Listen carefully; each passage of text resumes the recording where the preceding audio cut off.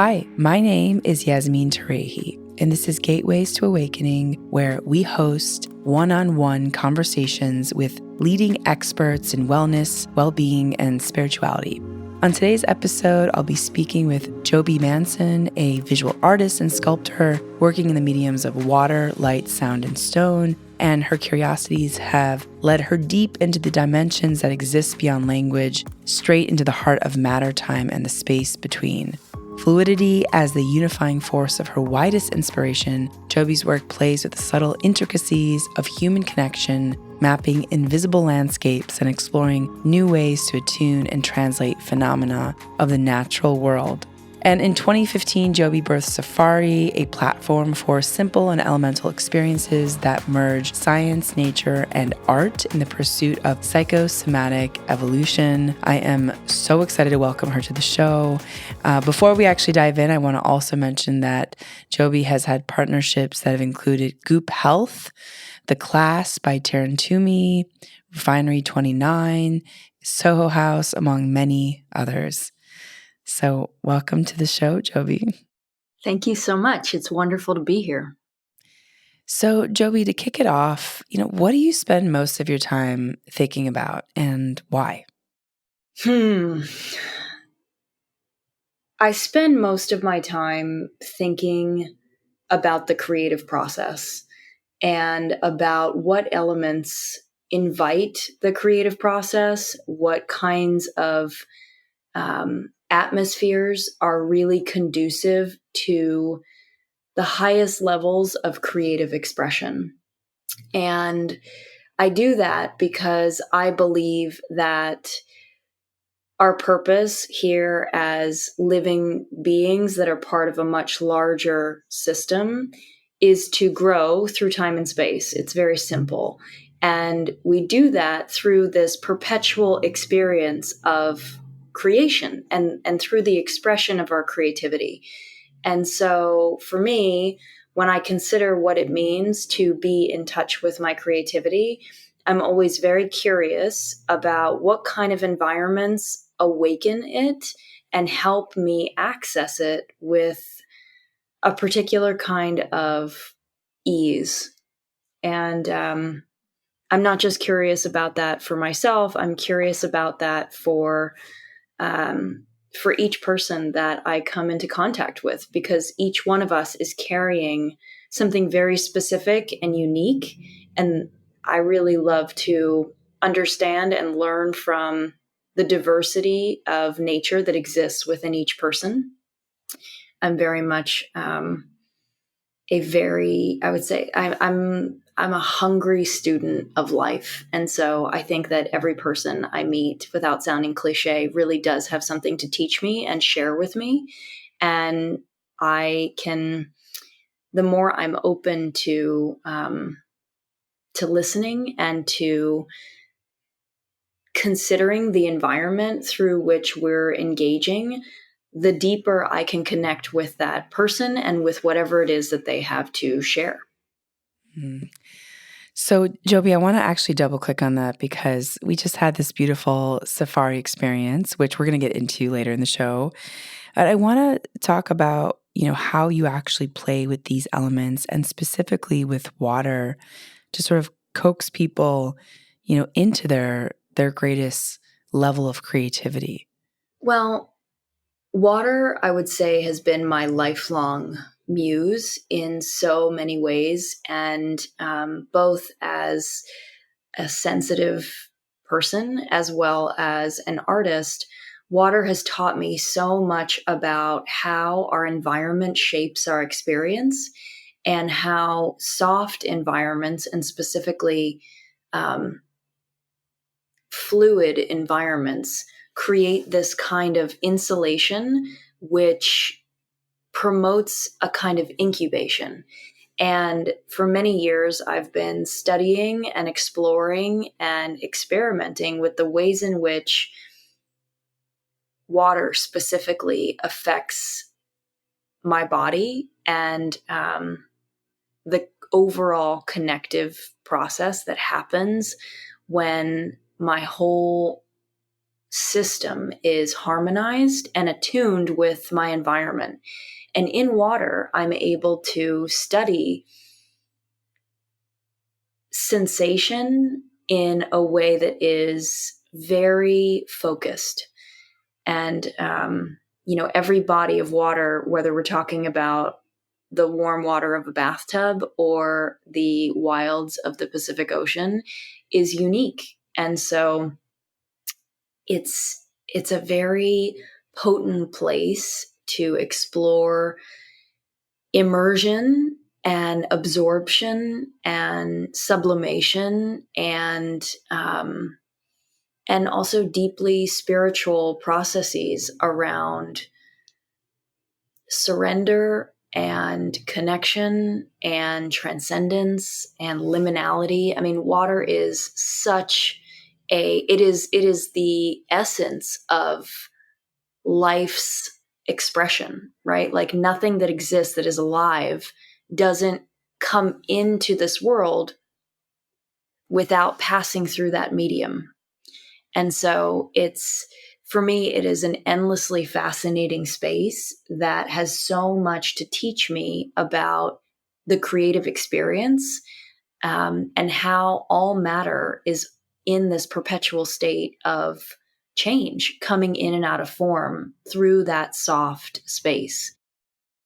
What is one way that water has taught you something about your own transformation? And I'm also curious if you could share with our audience some of the ways that they can play with water, today or tomorrow, and practically kind of take away some of these tools in their own life. What is something that water is teaching me?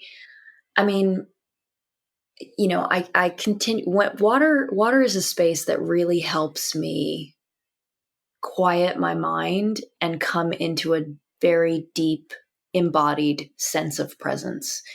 And after 5 minutes in water, I'm immediately attuned, specifically warm water, to my heartbeat. I'm in touch with my breath. I feel my skin. There's this deep sense of being held. And for me, no other environment feels supportive in such a deep way. So water's power, I mean, water has so many powers and so many lessons to teach us, but in this modern day, an age of overstimulation and exhaustion and this sense that we all have of the impacts of noise, whether that's the noise of our mental chatter or the noise that we absorb throughout any given day, you name it, email, traffic, all of those distractions and disruptions to our attention take an immense toll on our body, which we then hold as stress. So not only does water melt away that stress and radically shift the state of our body, but it creates this soft, slow space for us to begin to listen and to open. So I think water has so much to teach us about embodiment and about listening through this experience of slowing down. It has, there's such a undertone of a completely different space outside of time that is present when we slip into a body of water. Our sense of time really changes. It begins to bend and stretch, and we come into a very different kind of presence. And when we are present, we're not in the mind, we're in our sensations. We're here in the moment through our awareness of our surroundings. And I think that water has the ability, water is a very, very powerful conductor and conductive force. And so the way in which we experience sensation in water is different than any other environment. And so for people like myself who are very sensitive to my surroundings, specifically to sound, when I'm immersed in a body of water, my sense of touch and my sense of sound are extremely heightened, but they're also soothed simultaneously. So I use water in my work and also in my personal practice as a place of ritual and as a place of really creating a particular kind of atmosphere for connection to unfold and to deepen. And so I consider it a very powerful primer for embodied connection. And I think that there's so many ways that we can work with water creatively in our everyday life. It can be as simple as taking a moment in the shower in the morning and sitting down on the floor of your shower and letting the water fall on your head and sit with that experience of this simulation of rain. You're sitting underneath a water falling experience, and these elemental moments really do have the power to transport us. I was just talking about this last week. I'm a bather, but not only am I a bather, I live for my time in the shower. And at nighttime, after a long day, there's, to me, very few things that are more soothing than getting in a hot shower and lighting a candle. And as soon as I step inside that bathing space, I'm transported to a very different kind of environment. And that environment then changes the way I experience time. And so water for me is a very powerful place to shift my relationship with my body, to explore my connection to presence, and to create a kind of elemental atmosphere that is completely organic and natural, both in the felt sense as well as in the visual sense and the acoustic sense. It really touches on all of our sensations simultaneously. And I love to explore the ways that through water and immersion in water and interaction with water, my senses are stimulated and awakened. The way that you're speaking about water, to me, what I feel is that you're sort of personifying water. Like water is a character, a person, has a personality, is this great protagonist. And there's this sacredness. There's a sacredness in the way that you're speaking about water, as a person. I just wanted to also water it seems to me like this bridge. You're speaking about these spaces, these in-between spaces that water can take us into or through, or even in between. Tell us about how you think about water as a bridge between the waking and this liminal or dream space. Great question. I'm wondering what's the best way to even begin to address this. For me, when I'm out in the ocean and I'm floating on a board, I'm literally suspended between heaven and earth. And that experience of limitless horizon and seemingly limitless depth, I'm floating in between realms. And this experience of floating and of immersion, and in that immersive experience, there's a kind of holistic embrace between body and environment, or matter and space. They become whole. And in that experience of union or reunion, we're able to feel and sense a very specific kind of return or embrace. And I'm struggling a little bit to articulate this because it's very challenging to put language into the liminal realm. These are very sensate experiences that we're speaking about, and they're felt. And of course, I can describe this experience, but I think we kind of had this conversation the other day. Poetry comes much closer to speaking about liminality and water as an expression of liminal space.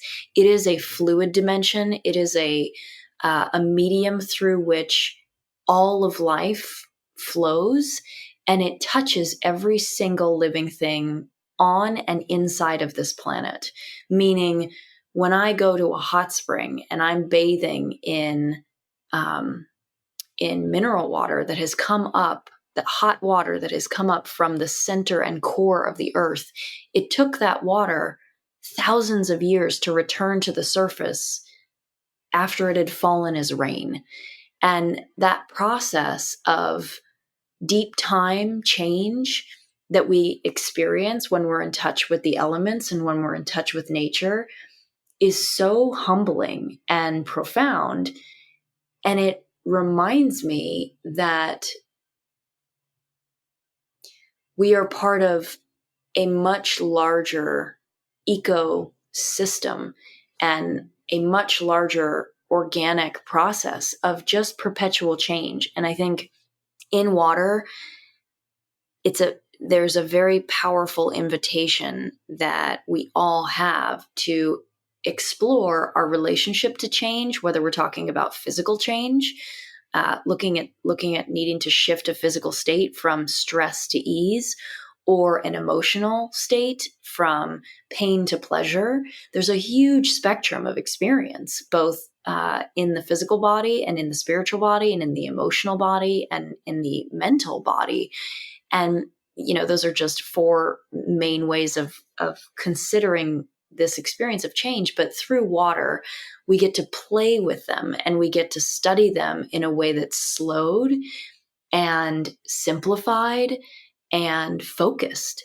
And so for me, for somebody who's really struggled with focus their entire life, it's a really amazing space and medium through which I can cultivate agency over my attention in a way that feels really natural and oftentimes very rhythmic and soothing simultaneously. So I want to talk a little bit about Sēfari because, part of the experience you just mentioned, which is, that in-between space on the paddleboard is, at least for my experience with Sēfari, was part of it. I want to talk about, why did you create Sēfari? What is it? How did you come up with the name? And then, tell us a little bit about our experience. And maybe we could both talk about the experience that I went through with Sēfari this week. Sure. Well, Sēfari, the name, comes from a mergence of two of my favorite words, sea and safari. And safari originally comes from the word, it's an Arabic word, it comes from safar, which means to journey. So a Sēfari is a ritual experience of going on a journey inside of yourself, inside of water. So it's a guided, immersive experience that takes place in 3 stages. And during that experience, there's a process that we immerse ourselves in water and we do a drifting and or floating guided meditation experience. And this process has evolved so much over the last almost 9 years. It's taken me a very long time, but not long, I guess, in the great scheme of things. But for me, with the nature of my work, it's taken me some time to really understand what it is that I'm seeking to share with somebody. And the first thing that this practice is about is really a return to nature and a return to your nature and the wild, expansive, open horizon of limitless possibility that I believe exists inside of every person. So there's the homecoming of it. What does it mean to just take a few hours and rise with the light? The ritual really begins at sunrise, and it's all about attuning to nature's natural cycles. So rise with the light and immerse to emerge. And that just simply means we are waking up with the sun. We are going to meet at the ocean, really at the edge where land and sea come together, the edge of the known and the threshold into the unknown, both in a physical space and within ourselves. We go to this practice when we are seeking to dive into the unknown, and explore how we respond at thresholds and at our own edges, both symbolic, literal, and emotional. And it's a practice that really celebrates surrender. It is designed to help people resurrect themselves through this practice of remembrance. And it's a transdisciplinary approach to so many different things, but it's the experience that we went through is the pretty much the core tenet of Sēfari philosophy, which was called rebirth. And it really is a kind of self-discovery. It's meant to be an adventure. It's meant to challenge you. And it's also meant to enliven you and inspire you to the nature and the wonder both within you and around you. Yeah, wow. The way you articulated it is so beautiful, Jobi. And, I think for me, when I arrived at the experience, I really didn't know what to expect. And I'm so happy that I did not know what to expect, because I think it also forced me to be in a place of surrender. And I think we were playing with that energy of surrender and an edge, right? And seeing like where my edges felt comfortable and where they felt maybe uncomfortable. And then even just like the fact that you were willing to sit with me for however long it took, that was deeply therapeutic, just to have that space with another person who is willing to sit for as long as it takes to really get to the truth of something. So, and I think for some of us who maybe are maybe less likely to reveal a level of intimacy right away, that method really works.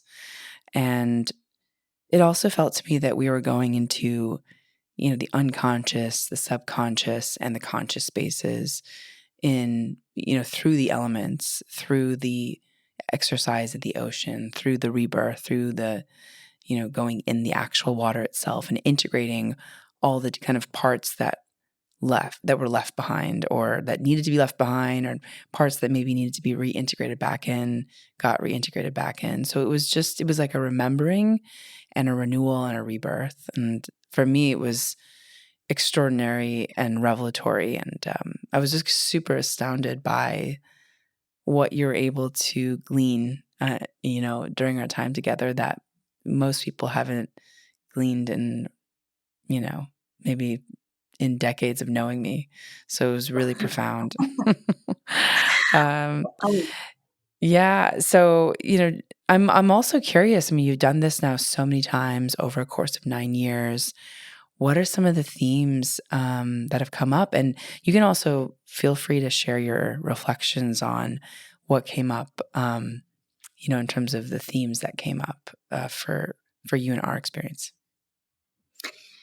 Yeah, absolutely. I think that something I've learned over the years, both as an explorer in the actual natural world, I've lived a very adventurous life. I'm somewhat of a mix between like a Jane Goodall, a Peter Beard, and a Jobi Manson, somewhere between artist and activist and explorer. And my curiosities really have led me into spaces of immense depth and at times danger, and have oriented me to a very specific kind of sensorial awareness of my surroundings.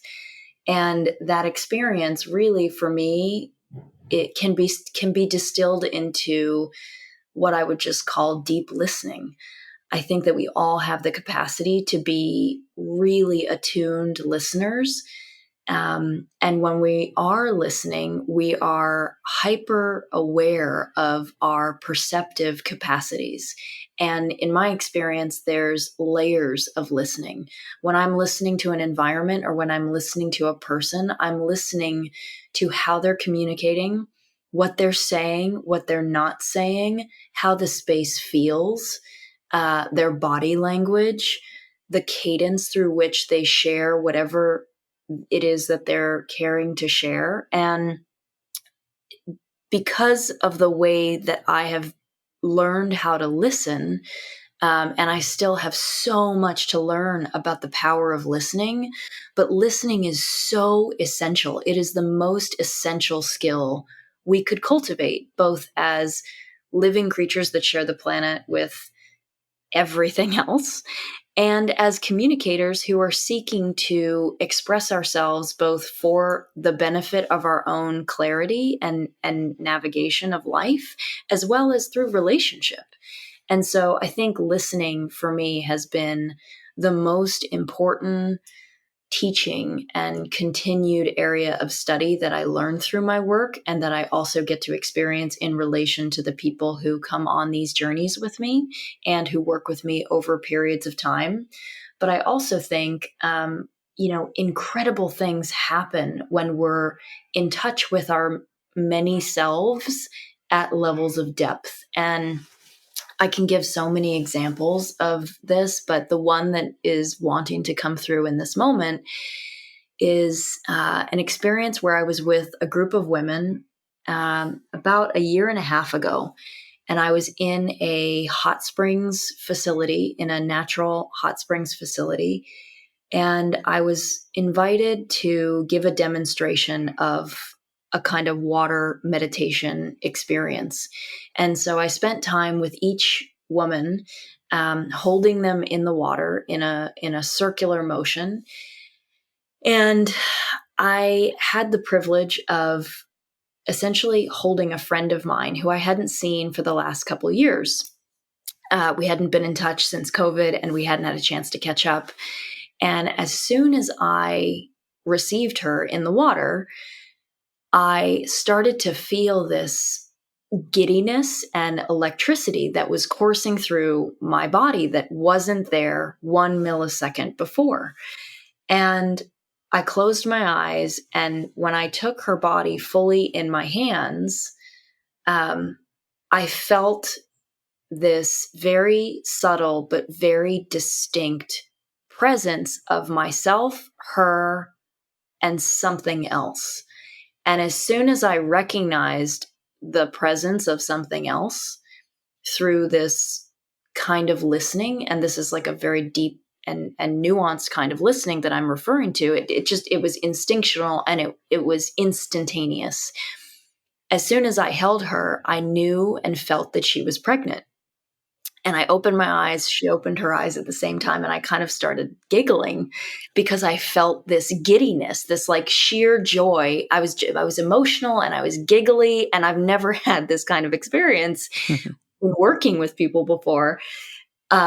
But I wouldn't say this feels uncommon for the others in my field who work in this liminal space.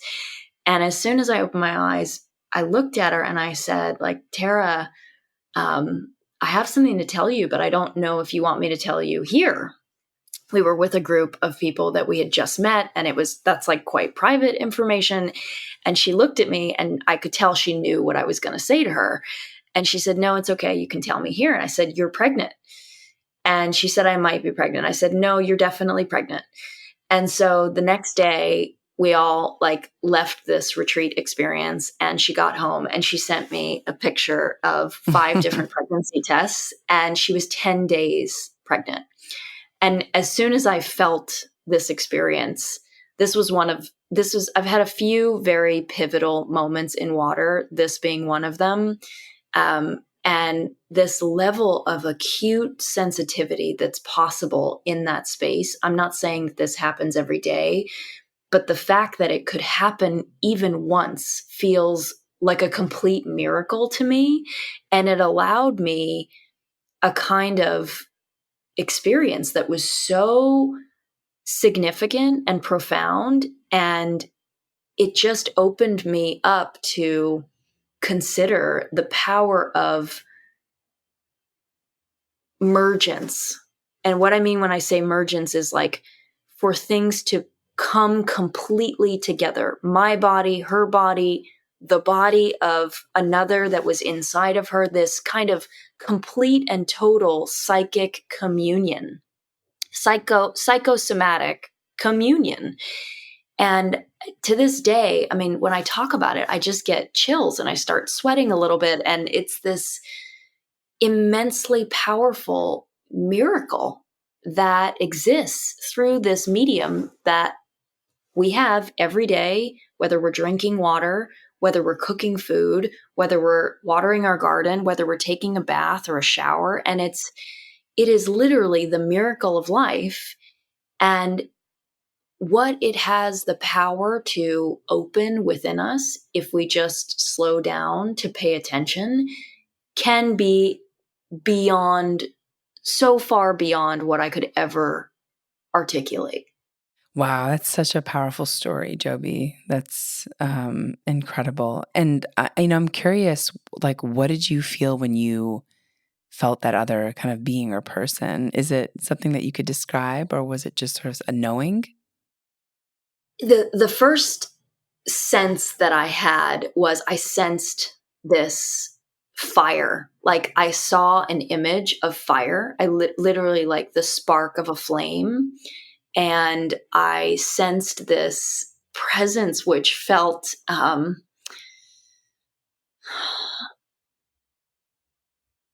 so uniquely different. I felt another being. I don't know how to describe it other than there was my presence, which I was very aware of. There was the physical presence of my friend, and I know her disposition. So like it would be easy for me to say like that wasn't her. There was something other than her and I that was so held in the space with us. And the presence, this little presence is now her daughter, whose name is Aura, which just feels so perfect. But she was born in December. She's a little Sagittarian. And like, as soon as I felt and like was aware that there was another being present, I just felt and sensed this expression of fire.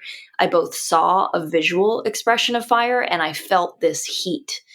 And like, she's a total firecracker, and she was born in December. And, both my partner, Tara, and her partner, who's also a very dear friend of mine, like will laugh about this forever. But I feel I don't have the words for how special that feels to be a witness to that kind of magic that is so available all around us every day. And to be given such a significant and strong impression of it is something that I really cherish. And it's, such a gift to be able to share that kind of story, to help remind people that we live in a world that is completely filled with magic. And we access that magic through the elements, and we access that magic through art, and we access that magic through our imagination. And for me, that is such a huge part of what makes life meaningful and purposeful and aligned with a kind of destiny. How would you encourage people listening to maybe look for more magic in their day-to-day life? Like, what are some of the ways that they can find that? Well, I think the first thing I would say to anybody is something that I hear from one of my teachers, Alan Watts, who says that we have to get out of our heads at least once a day to come to our senses. Magic is found and received and played with through our senses, our sense of light and vision, our sense of sound, our sense of touch, our sense of taste. all of these different, and we have so many senses. We don't just have 5 major senses. We have well over 50. But to keep things simple, magic exists through widening the lens of both our perceptions and our perspectives. And that's where I think art can be such a powerful experience. And when I say art, I think so many people are so intimidated by art. And I hear things all the time about people's ideas of what they think they are and what they're not. Oh, I'm not an artist. Well, every day you're involved in the creation of your life. And so from that perspective, you are actively making art every single day just by choosing to get out of bed. And I think that, when we can have a relationship to creativity, perhaps more creativity than art, but if there's, I really love to invite people into considering the power of ritual and specifically creative ritual. And this can be something as simple as like getting up a couple minutes earlier than you would normally, making yourself a beautiful cup of tea, lighting a candle, and writing in a journal for 10 minutes. Or better yet, drawing, doodling on a page. There's a really amazing woman, 2 women actually in the last year. You've interviewed one of them, actually. You interviewed Ivy Ross. Ivy Ross and a wonderful woman named Susan Magsamen recently wrote a book on the power of your brain on art. The book is called Your Brain on Art, and it really explores the essential nature that all human beings have towards creative expression. If you go back 15,000 years into the caves of southwestern France, we risked our lives, our ancestors risked their lives to go into these deep womb-like spaces hidden in the earth to preserve their creative expression and to really develop their sense of record, their creative process. I mean, our imagination and our cognition developed in a cave, and it was developed through the creation of both symbolic language and creative expression. I think we have not even begun to tap into the power and essential nature that we all have as human beings to express ourselves. I think it is a foundational need. And when we give ourselves permission to let go of what something looks like and tune into how something feels, creative expression is not about creating a piece of art. It's about allowing energy to move from inside of you to outside of you. And through that process of exploring your expression, not only do you gain access to the immense and ever powerful world that exists within you, but you feel different. You feel lighter.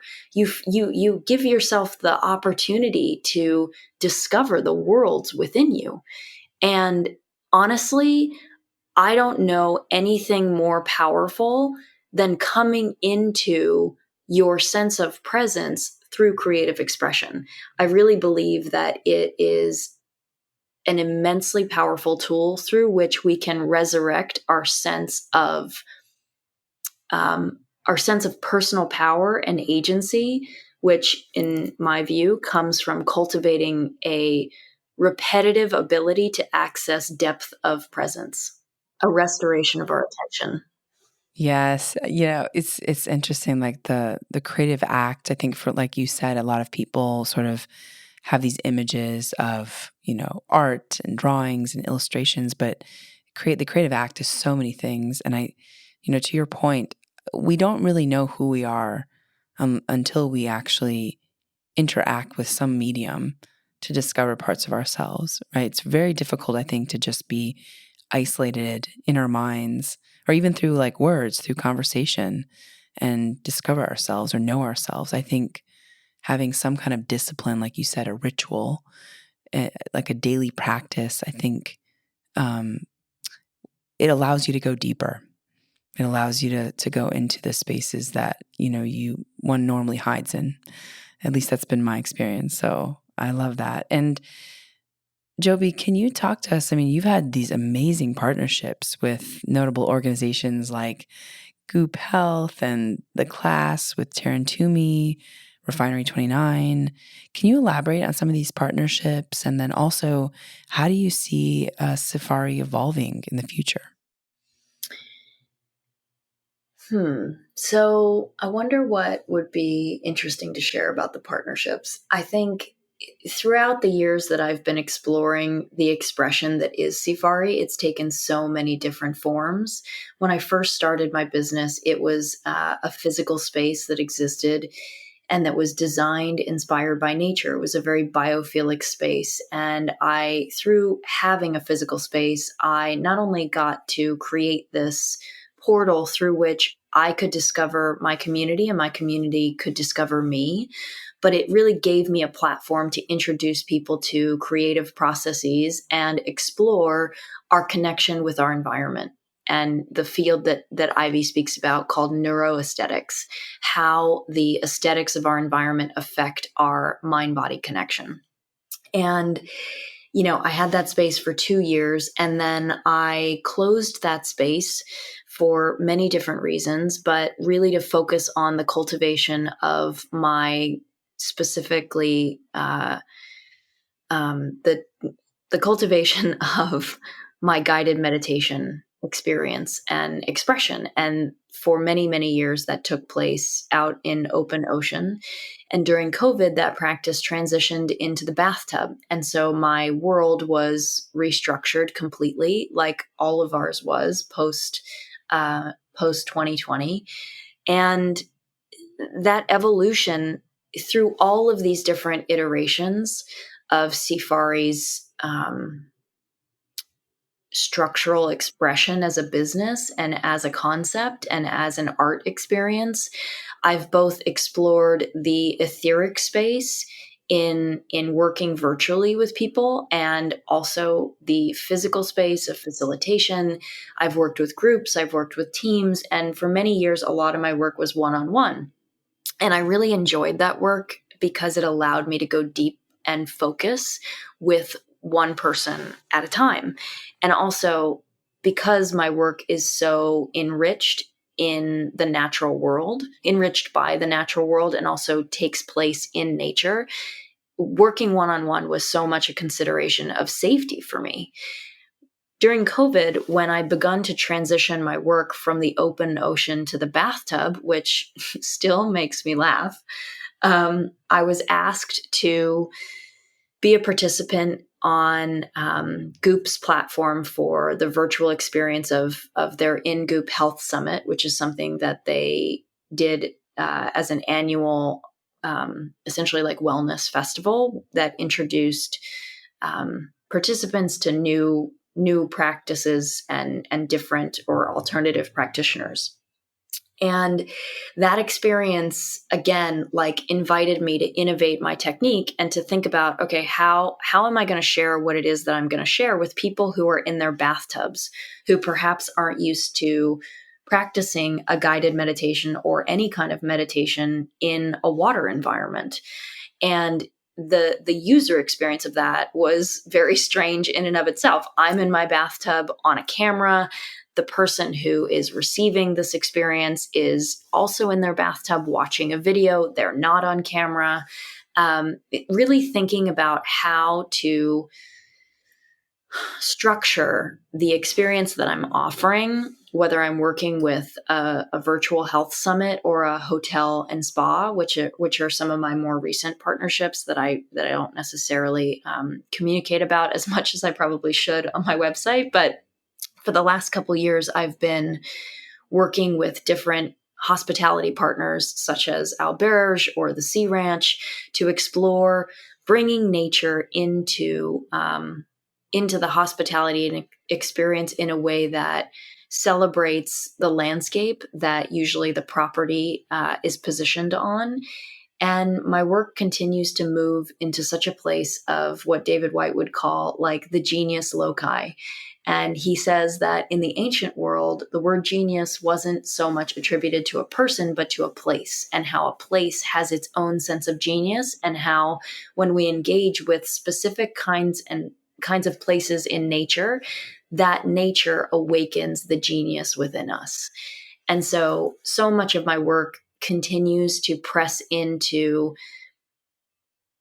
teaching people about embodiment, exploring the power of ritual to symbolically mark our sense of time, to do that both in one-on-one experiences as well as in virtual experiences. Last year, I did a facilitation for at one of the most beautiful hotels in the world called Pasalacqua in Lake Como. And I was asked to come and do a stone circle and a guided Sēfari immersion in a pool at a hotel in Italy for two major fashion brands, one being Net-a-Porter and another being LA Double J. And La Double J is a friend of mine's company. She's based in Milan, and she really champions spirituality and creativity through her brand. And I was quite nervous because, first of all, like, this is like high fashion company from Milan, couldn't be further from what I would expect to be working in. I barely wear shoes. Like, I wouldn't say I'm like feral by any means, but I have like a neutral colored uniform that I wear pretty much every day. And this was a silk, basically rainbow colored vintage print fashion house in Milan. And they had invited me to come do this facilitation. And I'd never been to Lake Como. And so as soon as I got to the property, I was barefoot, and within like 15 minutes met the owner of this property, who is an amazing woman named Valentina, who grew up in Lake Como. And her and I took a walk down, basically down the street from the property.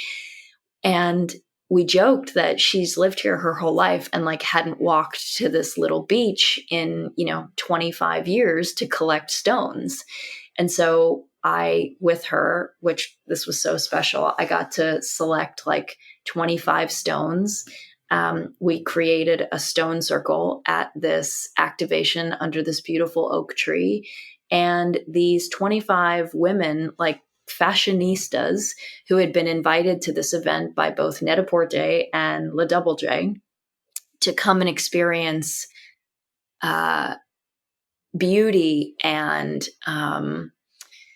wellness and connection and sisterhood. So much of what JJ, who is the founder of La Double J, champions is this sense of spirituality through sisterhood and community, which I just absolutely love her for. And what was so amazing is these women who, came from all over the world, all different parts of Europe, the United States, complete strangers coming to this place to talk and experience like the beauty of fashion. And each one of us is sitting there with our chosen stone that came from the mountains surrounding Lake Como. And each one of us is having this completely transcendent experience about how that stone too was affected and has this sense of memory and time, and it has scars on its body. And, we are so connected to nature. We are a part of nature. And when we slow down to relate to it, it doesn't matter what part of society we're coming from or what we're used to doing or spending time connecting with. We instinctually and intuitively understand that we are connected to our natural world. And it was just such a moving experience for me to witness these women come back to themselves and really, in a very vulnerable environment, embrace the beauty in their imperfection in a way that they probably never had. And to share that as a community, to share that as an offering, to do something as simple as gathering rocks and floating in a pool listening to the sounds of rain falling and waves crashing, it really has an immense power. And it truly, in my experience and in my work, is so simple for us to tune in and return. After like witnessing just how deeply attuned you are to the forces of nature and sound, like especially with that example, and how so many of us, like even with nature kind of right outside our door, we sort of we're not aware of it. We're not playing with it. We're not immersing ourselves in it. And it is interesting just how many years can go by without, really connecting with the space that we're in or the surroundings that we're in and incorporating it into our expansion. So I really love that about your work. Now, Jobi, like looking back on this long journey that you've been on, what sort of things have surprised you the most? And it could be about human nature. It could be about people's experience with water. It could be about, what surprised you about the transformations happening with Sēfari, but you could pick one. As soon as you asked me that question, immediately the answer popped into it. It emerged instantaneously in response to that question. And the response that I heard was, I am continuously amazed at how little I know. And the more that I come to know, and I'm air quoting know, the more that I come to sense, the less I understand, and how beautiful that experience is and humbling it is. Like, the more we know, the less we understand. That continues to amaze me on a daily basis. And an example that I would give to speak to that is this last summer, I came home from teaching a retreat in Greece. And each year I invite a group of women who are seeking to get closer to their creative expression, who are seeking to receive themselves and or like explore self-acceptance, be in a beautiful place. I come home from this retreat, and this is like something that is very sacred to me, this time that I get to spend each year in this kind of company. And it's always a bit sad when I come home. It's hard to leave that dream-like experience. And so I was walking. I can walk from my house to the ocean each day. And I was walking down to the water in the morning. And I had taken with me a set of watercolors, and I by no means am a watercolorist. That's not my medium, or I would say it wasn't my medium at the time. I always found watercolor to be a very challenging experience. It brings you immediately into intimacy with your sense of control and how little we have of it. So it can be very frustrating as an artful practice. And so I wanted to challenge myself, and I had a pad of watercolor paper, and I had this brand new kit that I didn't use when I was away traveling. And so I took it down to the ocean, and I did this every single day. And this experience begun as me making tally marks on a page. I wanted to explore like really sharpening my attention and also just being consistent with my focus. And I realized after painting 3 lines of tally marks, I was bored and my attention would jump to something else. And I would want to do a different project, or I would just notice how quickly my mind jumped to any kind of distraction other than to focus on what it was I was doing. And through this process of repeating this practice that was very difficult for me and so simple at the same time, I discovered this entire new way of creating with my surroundings. And through that process of repetition of making those tally marks, an entirely different writing system evolved, and a kind of mark making within my creative practice. And this mark making is so distinctly different than where I begun. And now it comes so easily out of my hand that it's as if I've been writing this way for like thousands of years. And I'm so mystified by that practice because when I could show you a picture of what I'm talking about, this kind of cryptic writing, and the way that it flows unconscious, like just intuitively, instinctually from my body out my hand now through this watercolor medium absolutely astounds me that that language, that visual language, that way of moving my hand lived inside of my body completely unbeknownst to me. And through enough attention and focus and repetition, it emerged. And I think that there's something so important that I learned through that simple process, and using a medium like watercolor, something that was foreign to me at the time, to study something that was quite challenging, but also move through that discomfort. It revealed now this like practice that I have an immense amount of reverence for, that is part of my daily creative expression. And I'm writing a book on it.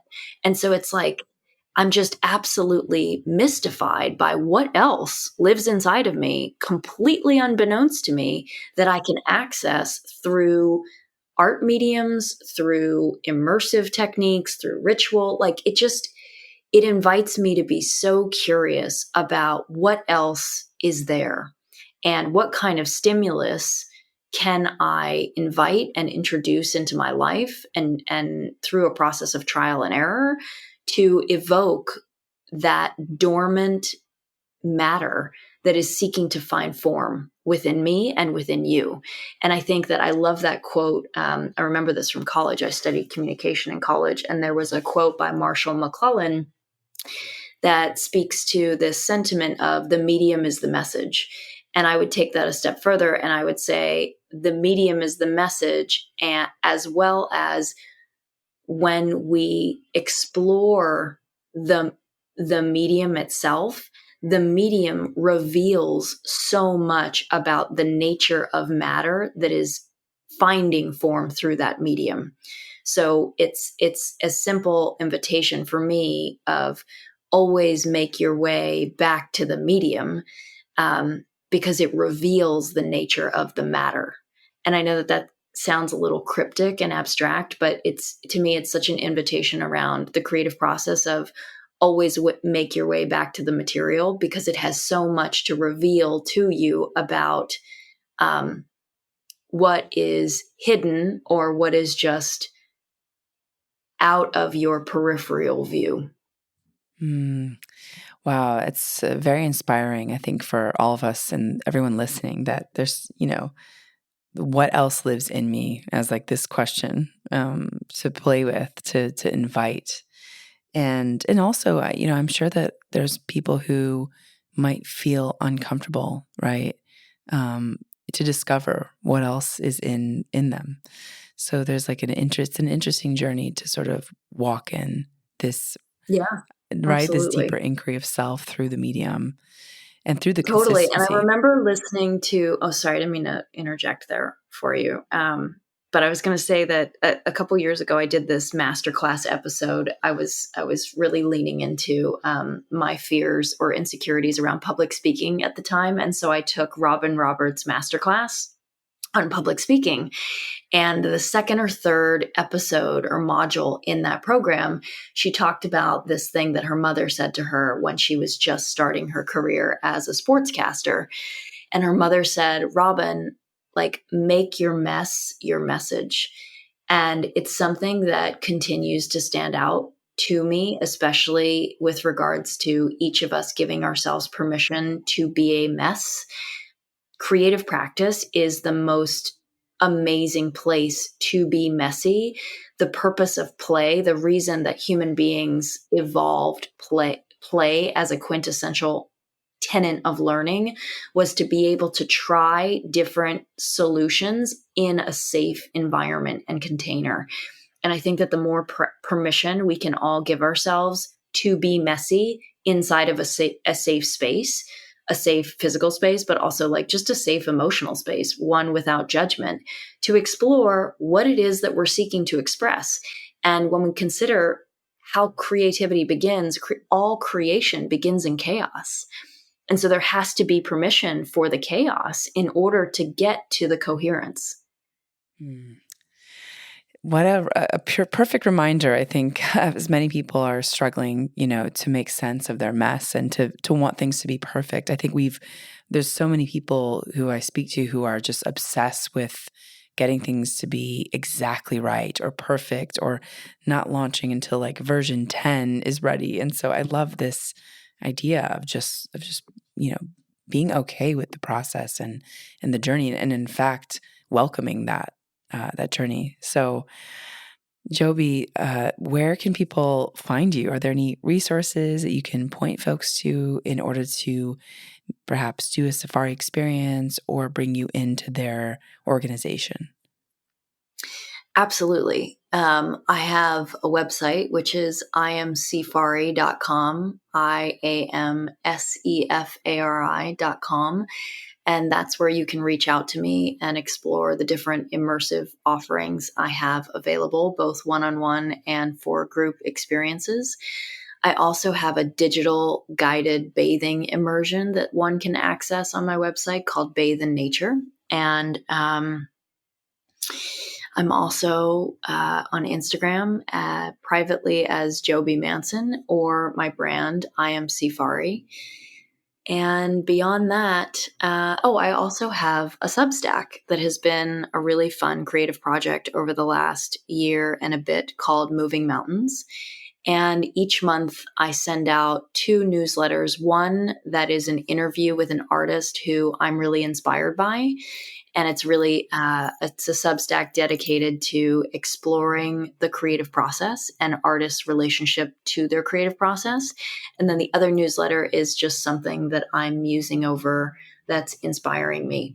And so that is sefari.substack.com. Amazing, amazing, Jobi. Thank you so much for your time. This was super inspiring, and I feel very excited about so many things really coming from this conversation. So thank you so much for your time. Absolutely. Thank you so much for having me. And thank you so much for creating a platform for people to open their hearts and minds to what it means to be human. I think that these conversations are so essential. And the older I get, podcasting specifically has been such a pivotal resource for my continued learning. And it really, there's just such a beautiful, beautiful service that you give us all in creating this space to invite conversation around these kinds of topics. So thank you so much for doing what you do in the world. Oh, thank you so much, Jobi. That means a lot to me, coming from you especially. And for our audience, thanks for joining and for listening. In this episode, we learned about the power of water and the elementals and the Sēfari experience with Jobi Manson. You could tune in to Gateways to Awakening, where we host one-on-one conversations with leading experts in wellness, well-being, and spirituality. Thanks again. What would you like to see change in your life? And what is the biggest obstacle that you're facing now? I run a 5-week program at the Inner Knowing School for serious individuals who are ready to take the next step in their personal and professional lives. I will personally be coaching a small group of individuals, a number of practical tools and frameworks for creating an intuition practice and for self-mastery. You can find more at theinnerknowingschool.com. I have a master's certification in intuition medicine, and I've condensed 10 plus years of experience and research navigating how to harness your energy and intuition in an easy to access live curated course. Now, as someone who's helped countless creatives, entrepreneurs, and many who are just plain stuck, open doors of possibility they never thought existed, I've seen this strategy transform people's inner states and external reality. And the best part is that you'll skyrocket your output and unlock your creative genius. I'll work with you weekly live to overcome your limiting beliefs and show you how to manage your energy instead of your time. I'll teach you how to create clarity, processes, develop your intuition based on some of the top tools and frameworks that I've developed. And you'll get access to guided meditations and visualizations not available anywhere else. This method is so effective that even if you don't have that much time, or if you think that you might not be ready, this will work for you. You can check out the link in the show notes to join the waiting list, and you can check out what past clients had to say about the program. Wishing you all many blessings ahead.